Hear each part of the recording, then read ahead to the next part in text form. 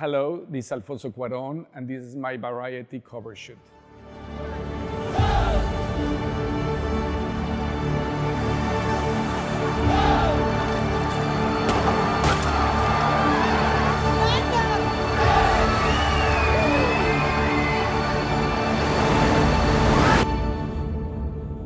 There were three elements that manifested themselves when the idea of this movie came up. One was to do a film about Cleo, the real life Cleo, that the process was going to be through memory. In other words, is to recover those moments, shooting in the actual places and the actual spaces. And the other thing was going to be in black and white. Those three elements were the DNA, and I was not going to question those. Once that I started going through the process, I understood that it could not be a nostalgic, old school black and white. Because if this is a film that is a look at the past from the standpoint, from the prism of the present, from my understanding nowadays, in a contemporary black and white, a black and white that is 65 millimeters, that is pristine, no grain, that is digital. First, it was about putting all the stuff in paper in a very kind of almost free association kind of way without questioning. And then once that I started the process of pre-production, it was about making it sure that I would get the elements I wanted.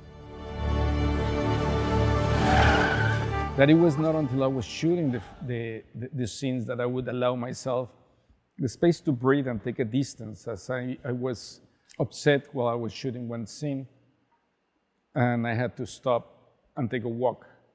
And I was walking, and I says, why are you upset? And, the crew's doing an amazing job.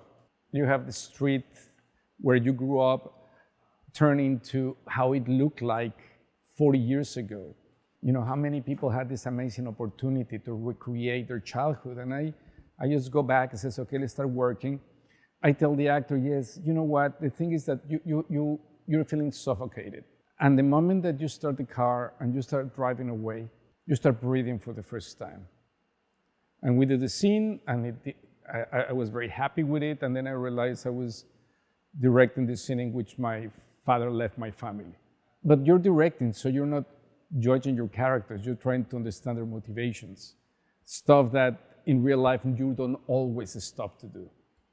Motivations are not justification for actions, and this is not a moral judgment. But what it helped me to understand is that there was a certain amount of emotions behind the existence of each one of these people in real life, good or bad. I was more fixated about trying to achieve that than actually the repercussion of that. If anything, I was worried so much about Livo, who's the real person, who's the character of Cleo is based upon, if she would be comfortable. Her reaction was the same as when she went to visit the set for the first time. She watched while we were shooting a scene that is kind of painful. And after I did a take, I went to check on her in the video scenes where she was, and she was crying. And I felt immediately like if I was maybe crossing some boundary. And I said, hey, you don't feel comfortable me doing this? Is there anything, you tell me and we can stop here? And she says, no, it's about the children. I worry about the children. That was exactly the same reaction at the end of the film when she saw the film. She was crying, but not because of her circumstance in the film, but because of the pain that the kids go through, or what she perceived to be the pain that the children went through.